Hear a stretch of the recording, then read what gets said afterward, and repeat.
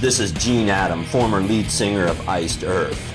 Be sure to subscribe to Podcast and Stone, and don't forget, join our community on social media. Metal lives. Ladies and gentlemen of the Iced Earth community, welcome to Podcast and Stone, the only podcast 100% dedicated to iced motherfucking Earth. I am joined, as always, with the incomparable Chuck Hoskins. It's another side project episode, and it's the second album by Demons and Wizards, the combination of Blind Guardian and Iced Earth, featuring Hansi, Kursch, and John Schaffer, respectively. Chuck, how you doing, sir? What up, Jason? How you doing, sir? I'm all right. I'm quite excited to talk about this one.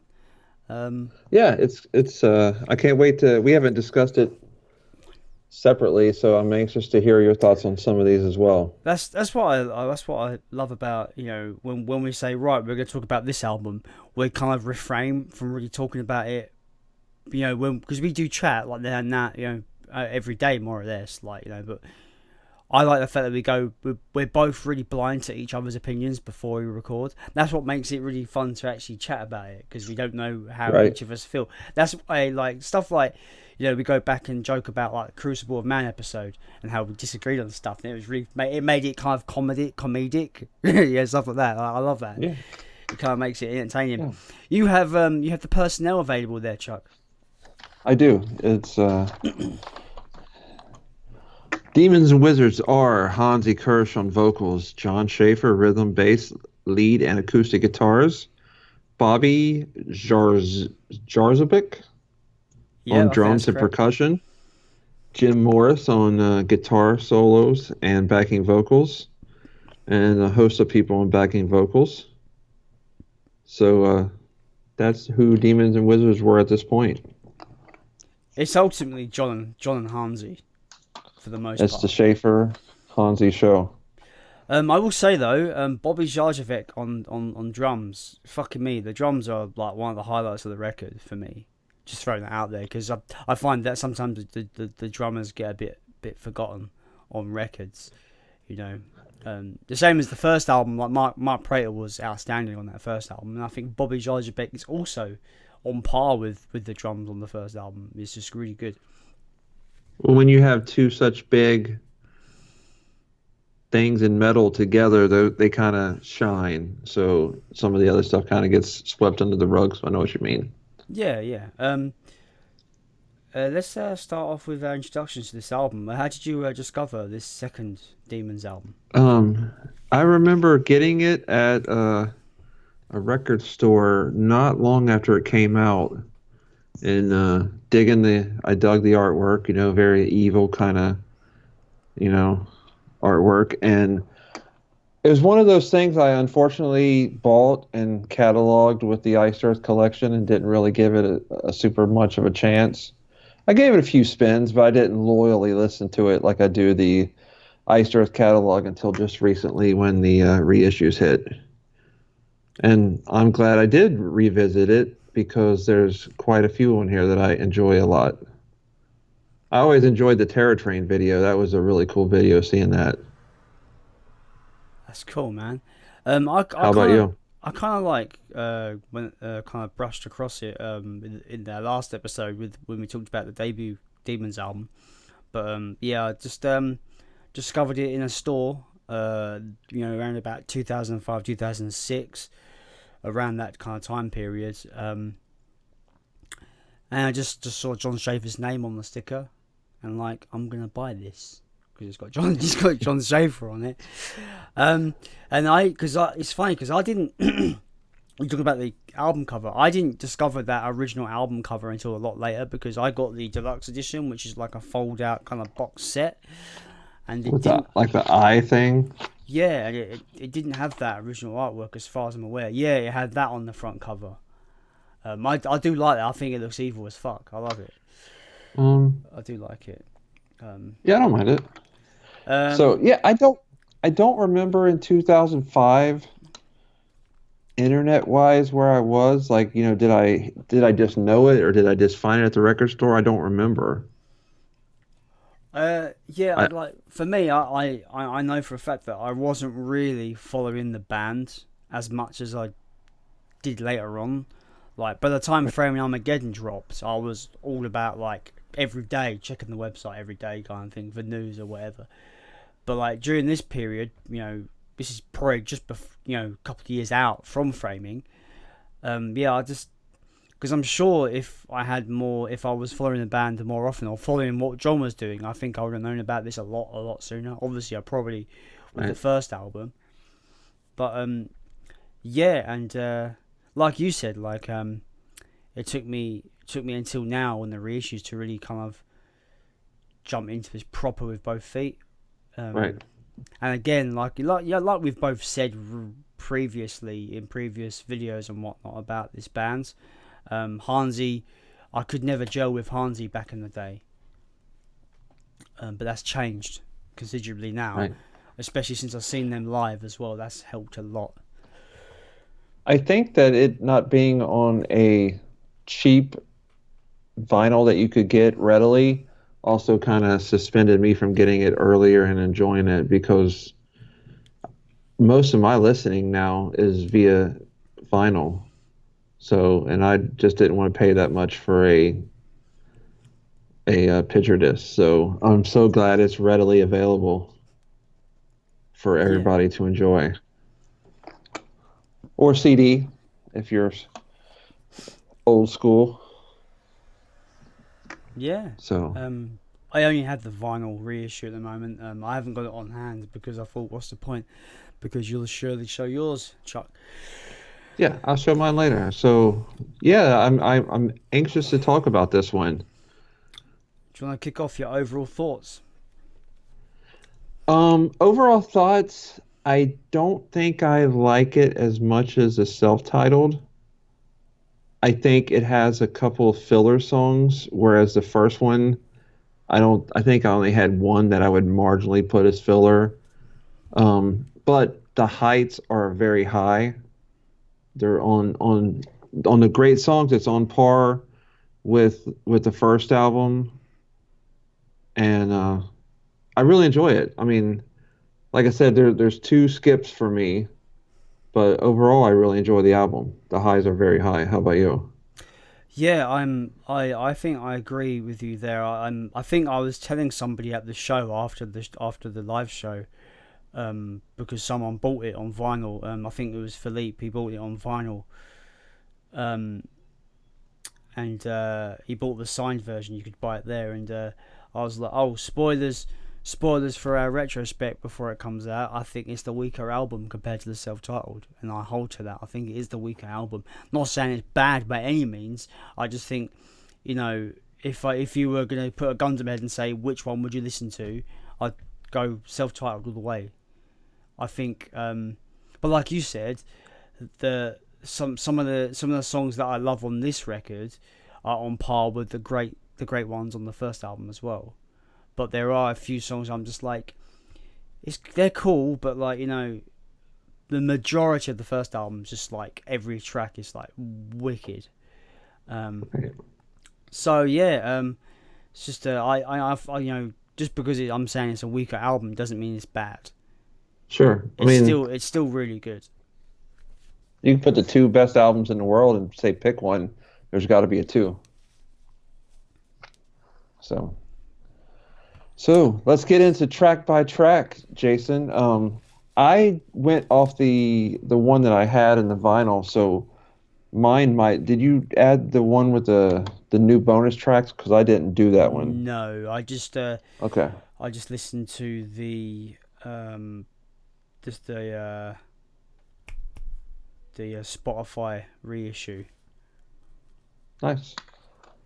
Okay. I listened to my old school CD and the SPV one, and I have it on vinyl. So that's how I've been listening to it this week. They just a quick note just to make sure I'm correct. All versions have the immigrant song cover, right? Oh, the vinyl or all? No, just all everything. just all versions. They all have it, right? I think so. I think Yeah, it's a part of the. because the version on Spotify had the immigrant song, which I wrote notes about. So I just thought, just in case you didn't have that, I could speak about it. But yes, Yeah. kicking off this album, Crimson King. What a fucking opening track, Chuck. It's fantastic. Are you kidding me? Like, everything about it, the guitars, the drums, the melodies, and the vocals, it's just like, fuck me. Like, to me, it's on par with Heaven's Deniers. It's on par. It's just like, it's just in your face, man, straight away. I was listening to it this morning on my way to work, and I was listening to it, and I was thinking, you know what? I can't wait to hear that first track off of the new album, because you got Heaven Denies and Crimson King. It's like they set a precedent that, that first song is going to be in your face and outstanding. Yeah, and I tell you this as well, Chuck, because you haven't seen it live yet. Oh my god, like they played it. They played it live. It's a perfect song to start an album, and it's got a cool little intro that they just made part of the song, and instead of like how Heaven Denies had its own little other intro. Yeah, they added. That's the thing. Like, that's the one thing. That's the one thing. When someone goes to me, oh, Crimson King, I think of da da da da da da. The chanty bits that begin with the cymbal stabs of the drums, like ba da da da da ba. I just think it's just really catchy. Ba ba ba ba da. Oh, it's so good, man. It gives me goosebumps. I love it. It's so cool. I agree totally. So I think it's the perfect first song to start an album. It's catchy as shit. It's chugging. It's everything you expect from these two guys. I just love the chorus, like, touched by the Crimson King, touched by the Savior, thou tower falls on Judgment Day. Oh, it's so good, man. I'll tell you what, live as well. I know I keep telling you about live, but that's what we do here. The whole crowd was singing it. It was fucking epic. It was epic as fuck, man. It's so good. Oh man, what? Where do we go from here, man? Fucking first outstanding track. So good. Right. Beneath These Waves. What are your thoughts on that one? I think the pre-chorus and the main chorus are just really great. Has great melodies. Really great melodies. When I first was listening to this to make my notes, it's kind of a mid-pack song until it hits the chorus absolutely puts the song over the top, saves it, takes it to another level. And this is one of those songs where it's very chorus driven and it's just outstanding. I mean, when he's walk through the shadows, it's like, you're singing along, you love it. That's the thing. I like the pre-chorus, which is like somewhere deep within. I love the whole just the vocal melodies in general are fantastic. Yeah, fantastic. Like Hansi, when it comes to vocal melodies that hook you, like I want to say that Hansi is up there with the best. Like, so good. I agree. That brings us to Terror Train. Like, I'm just gonna read you this bit, this first basically bit that I ripped because I'm listening to it and I'm like, what? It's basically it's an in your face orgy of rhythm guitar and riffs. It's literally like just it's just heavy fucking metal, like, and it doesn't stop. They're literally doing that, like his right hand is going for the whole song. It's just, it doesn't stop, man. It's like, oh man, fucking hell. It's so good. Like, it's an orgy of rhythm guitar. That's it in a nutshell. Like, an orgy rhythm guitar. I really enjoy it. Awesome. If anybody's watching this and haven't seen the video, YouTube it. It's a cool visual to go along with the song. I've not seen the video, so that's something maybe I should check out. Yes, Jason. I like I said, I check it out from time to time. It's a really good, just very iced, earthy song. I mean, it's got that Schaffer signature all over it. Just brutally fast. It's nice. Go ahead. I was gonna say it kind of reminds me of Jack from Horror Show. it has that kind of intensity there. Yeah, Like Jack that's does. a good analogy. In an album that's very slow, melodic, intro-y, it's nice to just have one of those songs that just grabs you by the balls and just keeps you there the whole time. The one thing, the one similarity through all my notes here is that pretty much just the overall melodies in this album are fantastic. Like, even there's songs that I thought were okay, I still love the melodies on them. So it's weird. Like, I feel the use of vocal melodies are on par with the first album throughout the whole record. I think Hansi is just on point with how he writes his melodies, because they're just so hooky. And this song is also another example of just great melodies and vocals. I agree. Seize the Day. I'll take that one first. I love the acoustic intro to that one. It very catchy. I love how it picks up and just takes you on a journey. Just Hansi sounds great on it. I'd probably say Hansi's definitely highlighted in this one. One of the highlights of the album for me, for sure. I'm just probably going to repeat myself again with the melody thing, but Yeah. I love the vocals in the chorus. You know, we seize the day, da, da, da, da, da, da, da, da. I don't know the lyrics by hand, but it's like, we seize the day, there's nothing we can do. You know what I mean? I love the vocals of the melody of the vocals. I think the lead guitar melodies are really, really good. They serve the song really well. They add to that melody of the vocals, and I kind of get a When the Eagle Cries vibe from it. It's the album right after the Glorious Burden, so it was right around that time. Yeah. So, coming up next is The Gunslinger. This is one I was looking forward to talking to about.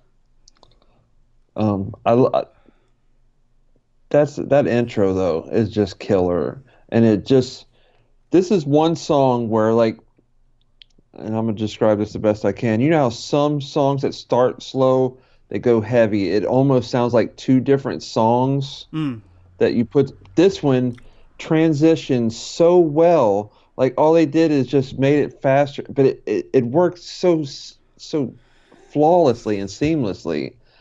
It's one of the dynamically my favorite, most written songs. Just the way it's perfectly written. For me, like, I've put stars onto tracks that are my favorite. So far, my favorites are Crimson King, Terror Train, and this is another one that I've starred as one of my favorites on the record.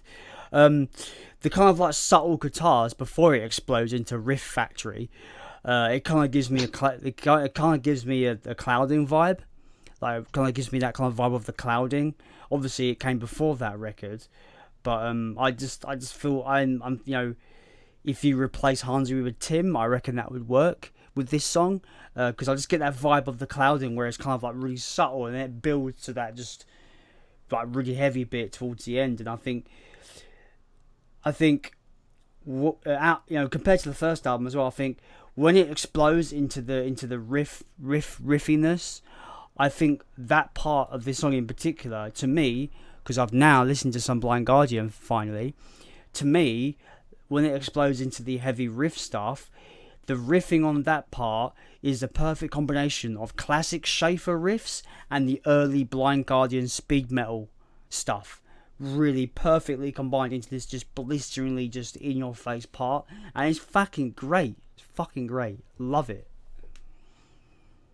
Yeah, it's definitely a highlight. It's just, like I said, I love it when it starts, because, like I said, it just flows so well. I love it. Can't say enough great things about that one. That's what I meant when I said that earlier. The highlights on this one are as high as the first album. Sure, definitely. I mean, I would put that on par with Fiddler on the Green. It's just so well written. It's perfectly written. It's great. It's one of the best on the album, for sure. Next up, we have Love's Tragedy Asunder. it's weird because the first album, like there was Iced Earth kind of vibes there, but it didn't overshadow the whole album. But there's a lot of songs on this record that I get serious Iced Earth vibes. This song in particular, it just screams Dark Saga to me. Like, like I just get like I can imagine this being an old B-side off of the Dark Saga album or something. I love when it goes into that heavy riff part. I think the vocals during that part have the perfect combination of melodies together. Like they synchronize together so well, and it just sounds great. The chorus is awesome, and Hansi sounds great as always on this album, on this song. Wow. As you say that about Dark Saga, I imagine the riff coming in on the song Dark Saga, and it would so work. Like, I would absolutely love to hear Hansi sing I Died for You. It could happen. Spoilers, it does happen, and it's glorious. Oh, I know. But it's another one of those songs that I love the slow intro into it's my favorite song. Spoiler, it's my favorite song on the album. I think I just love it. There's a 4-song kind of marathon that started the last one that is just so awesome to me. But Love's Tragedy is just perfect. Hansi sounds great. It's very dark, like you said, Dark Saga. If you like the song Dark Saga, listen to this one right now. It's great. So good call. I love that analogy, Jason. Wicked Witch. I love this track. I think it sounds great. I love the chorus, the "Oh I Know." I love the harmonies on it. It's just a really cool, catchy song, and just the hooks on it just grab you and keep you. I don't love the slow version later on, but I don't mind it. I prefer this one. How about you? I love the fact that it's all acoustic. I think it's great. And Hansi's probably his most beautiful vocals on the entire record is on this song. And to be fair, like listening to it today, I was just captivated from start to finish. Just captivated by it. Like it took me into just a different world. Like it just took me into like this place of serenity, and just they played it live as well, and it was beautiful live. It's just really good. So far, I don't think I've had a negative to say about any of these songs. Okay. I really enjoy this one, though. To me, it's a definite highlight. That brings us to Dorian. To me, this is the most Iced Earth sounding song on the album. It's just catchy. It's all shit. It's heavy and riffy, and it's everything that I love about Iced Earth is this song. I can't pinpoint it to an album kind of area, but I love it. This is my favourite song on the album. I love the riffs at the beginning. I love the way where it's mid-paced. It's got that mid-paced kind of like chunky progression to it. And it just has this. The midsection is so different from anything else on the record, where it basically goes into open chords, and you've got Hansi singing "When Our Eyes First Met, I Should Have Left the Room," and it goes on this just kind of. It's chilled out, but it's got these really heavy guitars, and I'm just like, this is mesmerizingly great. Like it has this thing where you've got these big riffs at the beginning, and you've got these great vocals. It's got into this thing where it's just. It's kind of empty. It's because if you know about the story of Dorian Gray, it's about, if he looks at a picture of himself, he's got eternal youth, but this is a picture of him that's old. If he looks at the picture, he'll die. So it's got this kind of like emptiness in this midsection that kind of like says, the whole idea of like, when our eyes first met, I should have left the room. Like, to me, that's telling. I could be incorrect with what this line means, but. The way I interpret it is like, oh, his eyes has met the eyes of himself, the picture, but he shouldn't have looked. He should have left the room. Like, it's weird. Like I don't know, but I just the dynamics of this song are so different from everything else, even when it comes to the first album. Because like most of the songs have like the soft intro or the heavy intro into a soft part, but this kind of stops dead and goes into this just really strange kind of mesmerizing part where it's just got some wonderful vocals over just simple, just open chord heavy stuff. It's fucking great. I love it, man. It's awesome. Definitely outstanding track. Down Where I Am. This it really reminds me of Fiddler on the Green in terms of the vibes I'm getting. In terms of it's like to me it's the big ballad on the album. It's got beautiful melodies, and when it does turn up the heaviness, it's fucking epic. To me, this is one that I couldn't get a hold of. I listened to it, and I listened to it again, and there was nothing that grabbed me. It was, I don't know. There was just nothing for me for that one. I tried.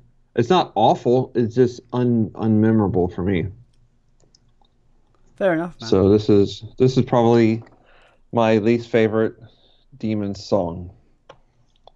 So, moving on, the Immigrant Song, a topic that we just had a couple of weeks ago. Yeah. Cover songs. What are your thoughts? I really like the original by Led Zeppelin anyway. I think Hansi just nails the vocals on this. He smashes it. It's great. Smashes like if there was if there was anybody to replace the singer of Led Zeppelin, I think Hansi's the guy. Like he nails it. He's got the right voice. It might be the Greta Van Fleet guy, but Hansi would do good too. Hansi's just got the voice for it. He just nails it. And I think it just sounds huge with John's guitar tone as well. Like it just feels so. They've brought it into the modern age really well. I enjoyed this one. I'm not a huge Led Zeppelin fan, but I know this song, of course, and it was fun. I know that Hansi's very inspired by the Led Zeppelin. It's one of his people that he likes, so it's a cool, fun song. I enjoyed it. It's definitely one I listen to. I like their stuff more, but I really enjoyed it for what it is. I would say this as well. Unlike the Cream cover on the first album, I think this song kind of fits in nicely with how this album kind of flows. It doesn't feel out of place. It just fits. Do you know what I mean? And I think it caps off the album quite nicely. I don't. If it wasn't there, I wouldn't be heartbroken. But like, right, I'm not insulted that it's there. Yeah, I really enjoy it. I think they picked a song that they knew everybody would know. So it's like you said, it's a good addition to it. But if they left it off, I wouldn't have been that heartbroken either. And then the next one I have is Lunar Lament. Is that how you pronounce that? I don't have it in front of me, so I don't know. These are bonus tracks that I've not heard, I'm guessing. Oh, it's track 11. I'm trying to see if it's on my vinyl. Yeah, it's on the vinyl too. It's a good song. It's got a nice riff. It's very un-John sounding. Like when I hear this, there's some songs that you hear that just screams out John, and this one doesn't. But I enjoy it. And then you probably don't have notes for Spiritual Architects either, do you? No. That's another one of the bonus tracks, and it's I get a Framing vibe from it. I like it. It sounds like one of the better songs on Framing. Hansi sounds great on it. Good track, not outstanding, but really good. So cool. And I think there's many different versions. So, and like I said, I don't have the when I went to the store to pick up my vinyl, they didn't have the CD, so I didn't get it, and I just haven't ordered it yet off eBay. I was kind of waiting to see if they was going to do a jewel case because I don't like digipacks. So let's talk about artwork. Boy, did they nail it with the second one. That is just amazingly beautiful. And if somebody wanted to hear about the artwork behind the new Demons and Wizards, how could they find out about that, Jason? Yeah, dropping. What's the date today? Well, as of recording, it's the 12th of June. So tomorrow, the 13th of June, Saturday, at 3 p.m. Eastern, 8 p.m. UK time, we have an interview with the artist behind the artwork for the new Demons and Wizards album, the Purgatory EP, Incorruptible, and the Enter the Realm reissue, which is David Newman Stump, also known as Tattoo Dave. This seems like a wasted promo because technically this episode is coming out afterwards. Well, yeah. So all I gotta do is look for it. It's already out. Don't worry about when it dropped. It's already out. Yeah, but by the time this episode is done, that would already be out. That's a nice blue. I like that blue. I love it. This was the FYE exclusive. I think the blue pops very nicely with this album, and it's got the etching on side 4. So go buy it. Go buy it on Century Media Records. I love the back art is amazing too. That's the Terror Train, man. The Terror Train. The Terror Train. It's to me, it's just light years above the first one, which I thought was great. It's crazy because it kind of makes the original artwork look cheap.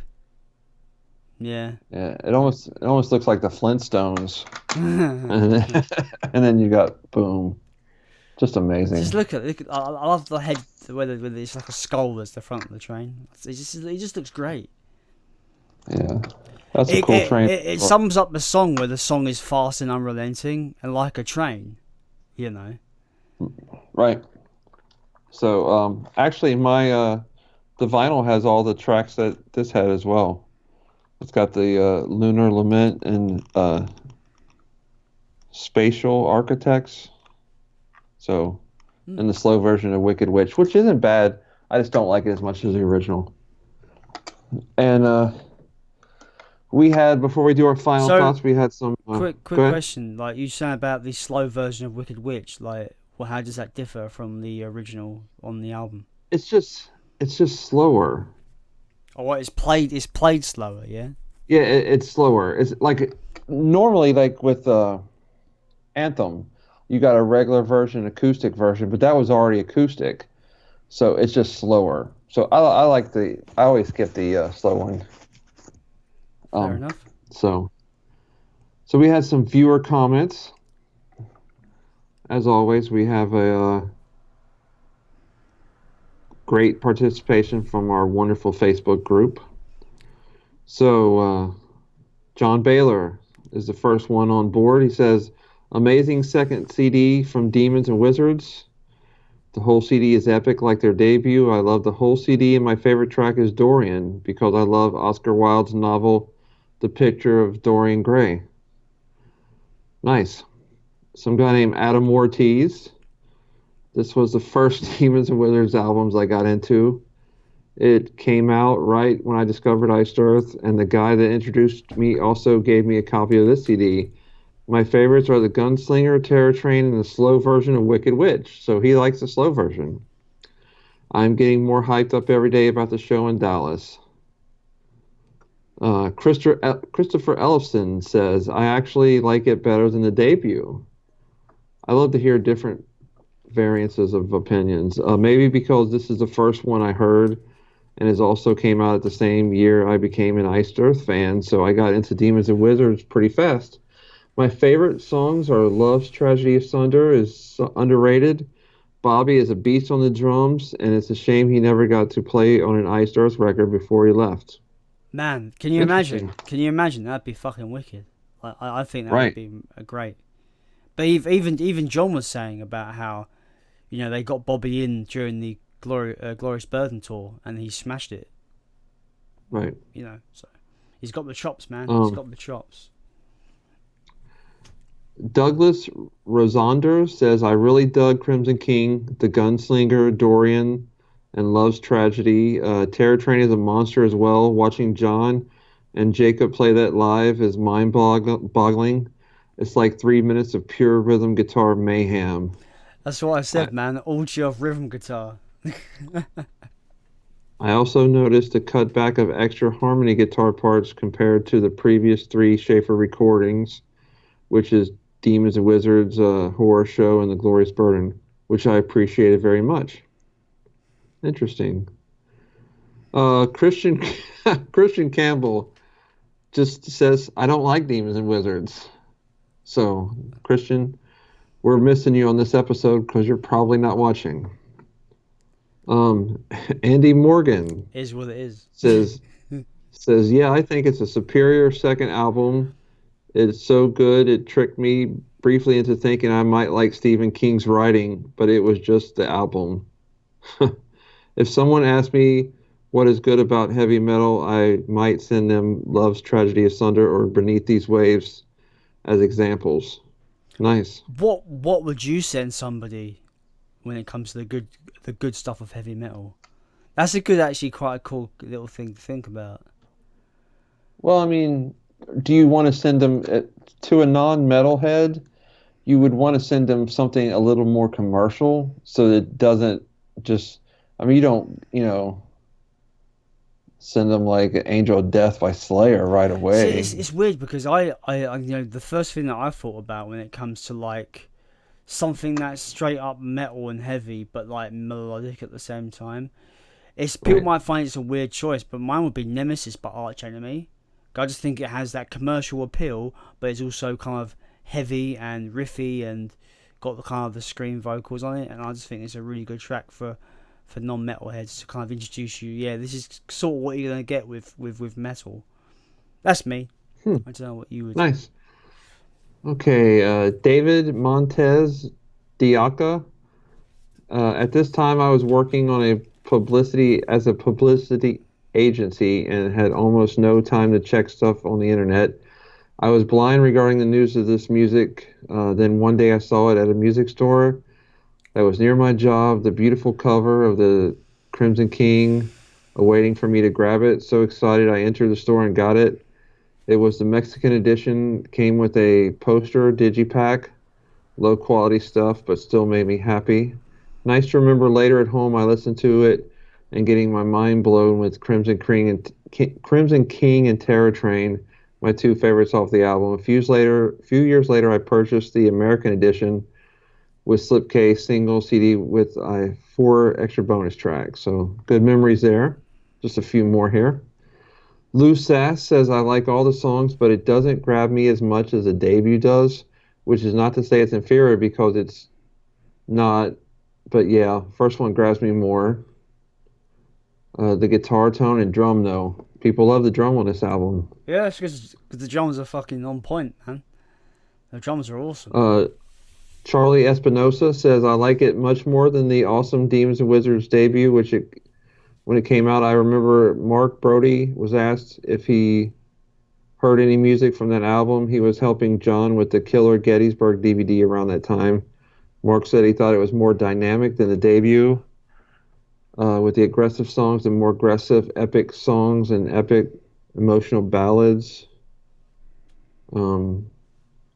Favorite song is The Gunslinger. It's his absolute favorite. His only complaint, the middle section of Dorian ruins the momentum of the song, in my opinion. It's my favourite part of that song.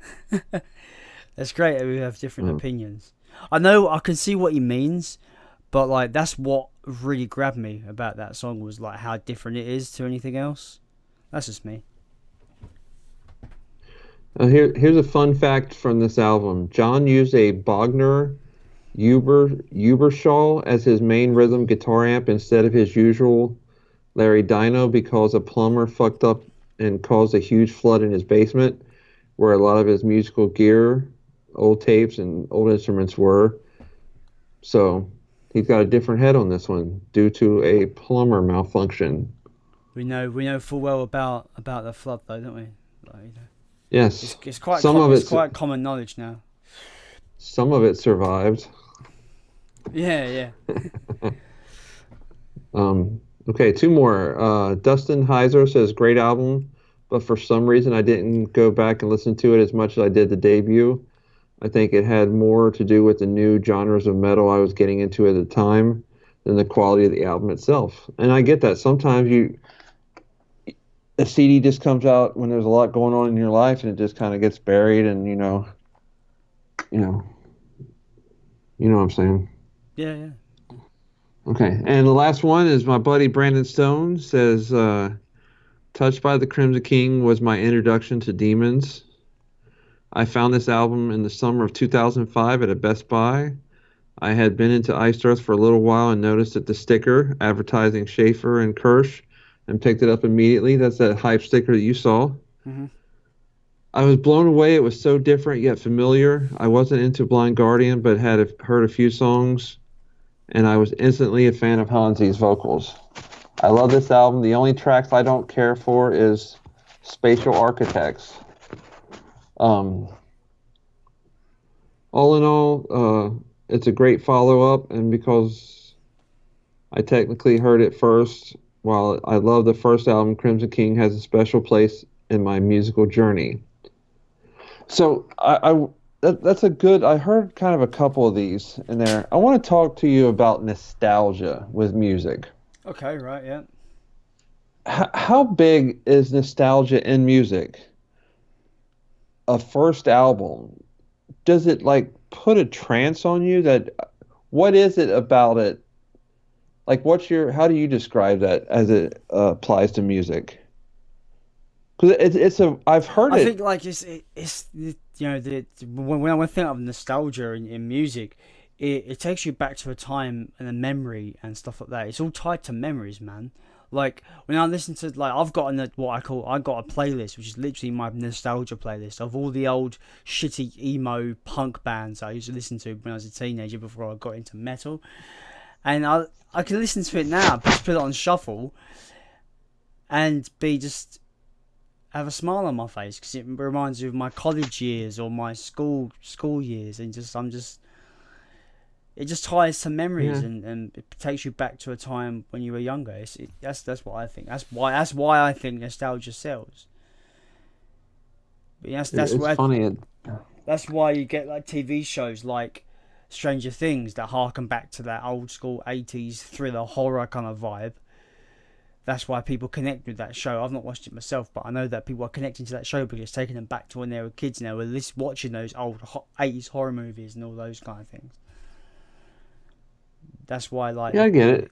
Stuff like that.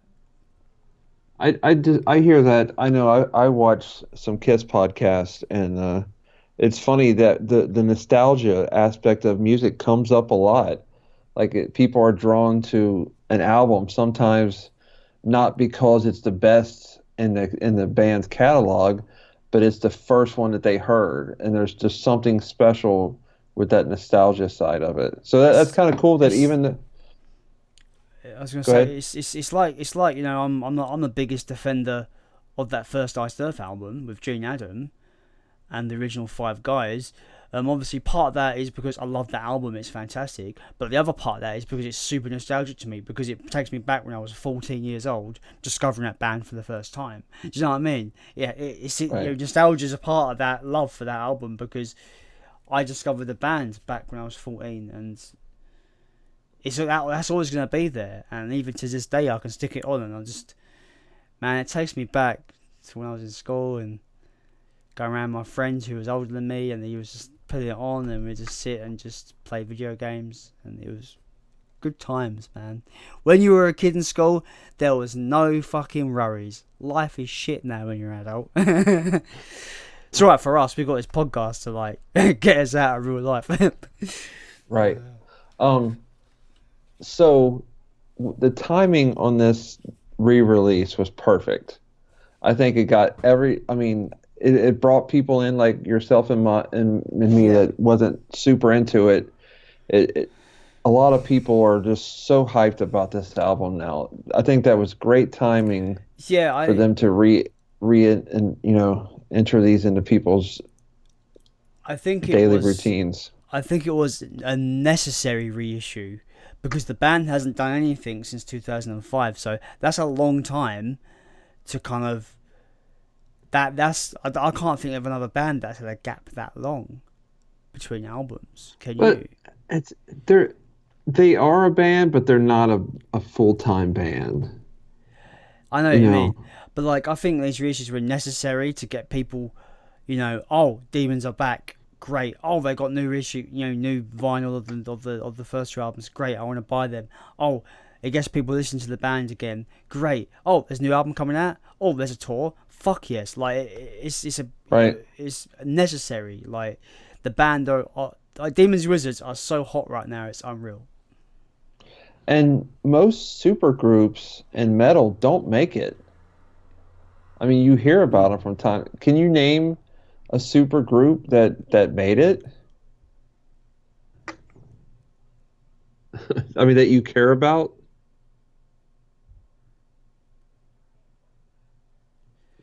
I take it. You can go by the silence as no. Like I'm trying to think and I can't think. I can't.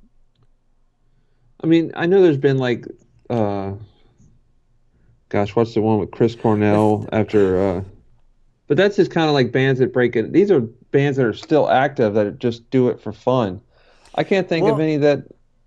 thing is though, what you'll find with supergroups tend to come together for that one album and then just that's it. Usually, Right. you're very lucky to get a second album from these supergroups. You know. Well, most of the time you don't care because it didn't do anything in the first place. Do you, as an Iced Earth fan, let me ask you this: does the success of this scare you in a way? And I'll say selfishly, it kind of does. Like, of course, I want it to be successful, but I don't want them to do this and say, "Let's do another album next year." You know what I'm saying? 'Cause Um. I mean, I'm very excited about the third album, but at the same time, it's been now 2 years since we've heard Stew, and I'm ready for some more Stew. Dude, like, I, it's no secret that I'm always ready for more Iced Earth.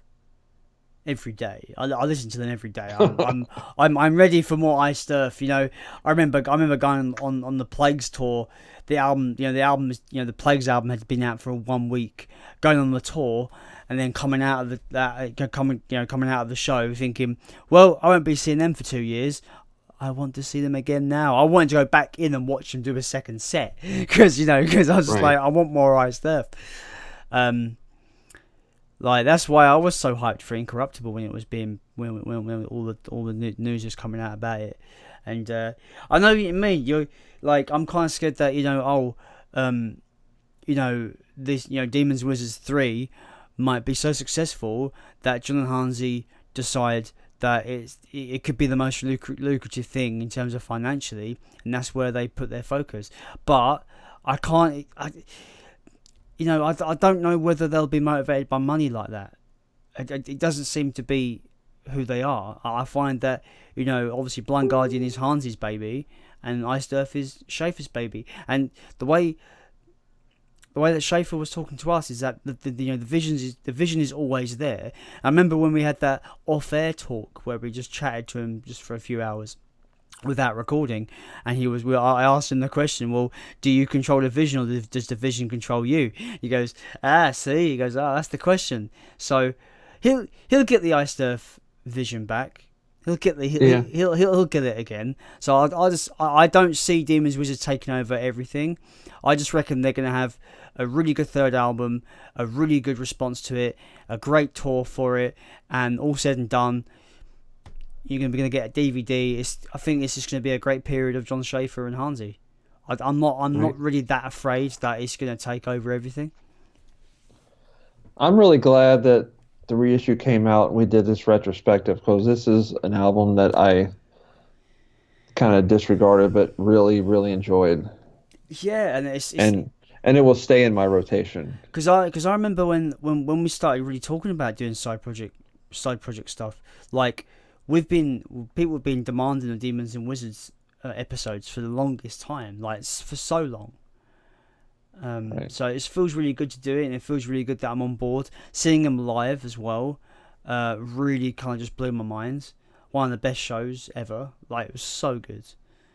Yeah. The fans I were can't crazy. wait for the third one. I hope that it comes out sooner than later, but it looks like it's not going to be this year. Now, as just to wrap it up, as it's getting on time now, and it's really hot in my room, so I really want to open my window. But anyway, have you been able to check out some Blind Guardian? I have, and I mean, I haven't gotten deep into it. It's kind of more of a, when I've gotten into it, it's been a background noise. So I haven't got out and bought anything. I've heard some songs I like. I heard a cover of Mr. Sandman that I thought was uniquely weird, but I still kind of enjoyed. Um, I think that the Schaffer element is key to me as far as me liking that mix.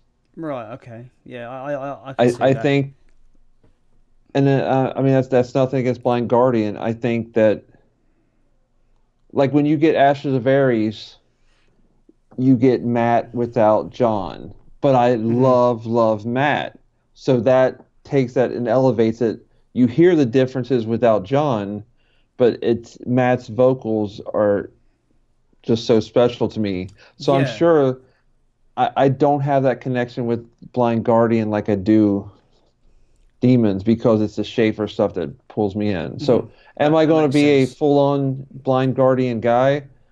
Only time will tell. But I honestly, I haven't. We had some great suggestions. I've heard some of the songs, but I haven't really focused on it like gotten deep into it. Now, How about you? At my job, I'm very privileged to be able to take a little Bluetooth speaker with me, go to my station at work, and just listen to my own music. So I've got that nice privilege of being able to do that. So I've had all the time. I work 12-hour days, so I've had all the time in the world to really give them a good shot. Yeah. I've listened to 3 albums. I listened to Tales from the Twilight World, Somewhere Far Beyond, and Imaginations from the Other Side. And I'm still struggling nothing's gripping me immediately, even though I've listened to 3 albums. Out of those 3 albums, I'd say the album that I liked the most would be Somewhere Far Beyond. It's got more of a in-your-face kind of speed metal, straight out of the box kind of vibe. But I don't know, it's weird because coming off of the Demons and Wizards live show, I kind of was looking for that kind of traditional heavy metal / power metal kind of band, and Blind Guardian are not really doing it for me. That's not what I'm really looking for, so it's really weird. But I have been listening to bands like Hammerfall recently, and a band called Auden Ogan, which are really good as well. So I've been delving into new different bands that have that kind of power metal kind of vibe. But yeah, I'm still really struggling to be gripped by Blind Guardian, and I don't know what it is.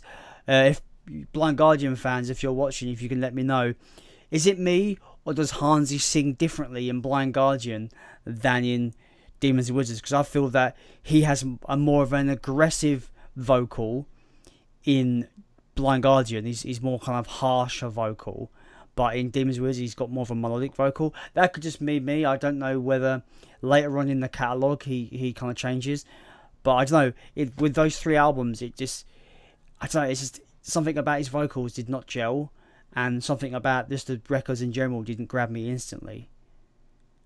But that's just me.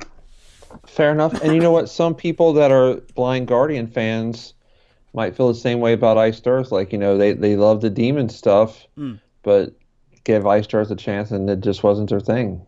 So I think I agree with you. Where I'm really into the Demon stuff right now because of the John element. I think it's present. His rhythm. I mean, his rhythm is just what I want. His song building and his rhythm and his presence is there, and it makes it huge. So combine that with Hansi, you've got magic, and we've proved that with our reviews, I love the title of the group, Demons and Wizards. It's perfect. Those two are great together. So I'm really glad that we did this retrospective. We got some really cool ones coming up. I can't wait to get into some Matt stuff and some Witherfall and some Luke and what's that other one we said? The other Matt. What's that called? We Are Sentinels. No, the first one. I was Pyramaze. Oh yeah, Pyramaze, yeah. That's an album I need to listen to more as well. Yeah, It's got some really good tracks. For some reason, it gets buried in the catalog for some reason. Yeah. So, I've been listening to some of them as well, some of their stuff without Matt. It's really good, you know. It's really good. yeah. Anyway, shall I take us home, dude? Yeah, take us home. This has been a fun one. Ladies, Check us out on Facebook. Hit like, hit subscribe. Check out our Facebook group. It's a lot of fun. Go ahead, take us home, brother. what he said, guys. Follow us on Facebook. Follow us on Instagram. Subscribe to the channel. We just hit 500 subscribers. So happy about it. Thank you to everybody that subscribes and wants to come back and check out our podcast. It means the world. You can check out the podcast in audio form over at Podbean, or you can look up Podcast in Stone, all one word, on Spotify. Yes, we're on Spotify, guys. Go and check us out. That means the world to me that we're on Spotify, man. I'm so happy that we're on Spotify. It's so cool. Check out our Patreon. Some cool perks there.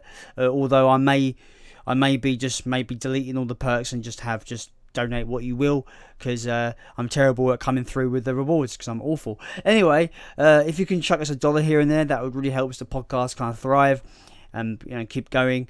If you can't, your money is your prerogative, so it's all good. Thank you for watching, guys. We have been Podcasting Stone. I have been joined as always by the incomparable one, Chuck Hoskins. More episodes coming soon. We're really smashing these episodes out recently, and it's been a fucking joy. It's really lifted my spirits that we can knock these out and get the engagement up. And you've been watching, like, our first Demons episode has been doing really well. We thank everyone that's checked that episode out. Be sure to check out our David Newman Stump interview. It should be out by the time you watch this episode. All about the artwork behind the band, the Incorruptible artwork in particular. He's a great dude. It was a great fun to interview him. So check that out. I've been Jason. Stay metal, because metal lives, my friends. See you later.